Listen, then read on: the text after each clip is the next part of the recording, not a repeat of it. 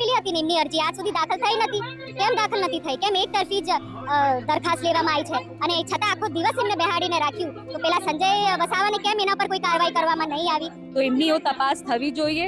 જેટલા પણ પોલીસ વાળા કે અધિકારીઓ આમાં ઇન્વોલ્વ છે એના પર કાયદેસરની કાર્યવાહી થવી. જી હા મિત્રો, વાત કીધો બેને ખુલ્લેઆમ કહી દીધું છે. ખાસ કરીને મિત્રો વાત કીધો આગળ તમને બધી માહિતી બતાવવા જઈ રહ્યો છું.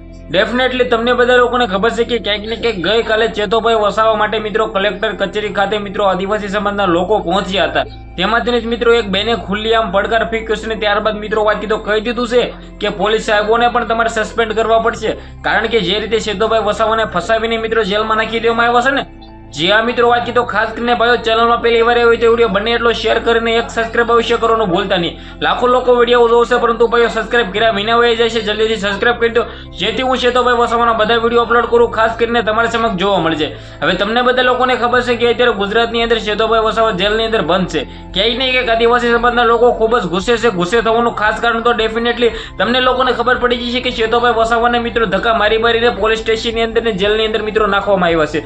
જી હા મિત્રો, કીધું આદિવાસી સમાજના લોકો અત્યારે લડી લેવાના મૂડ પાસે ને ક્યાંક ને ક્યાંક શું આવનારા ટાઈમની અંદર આંદોલન કરી શકે છે.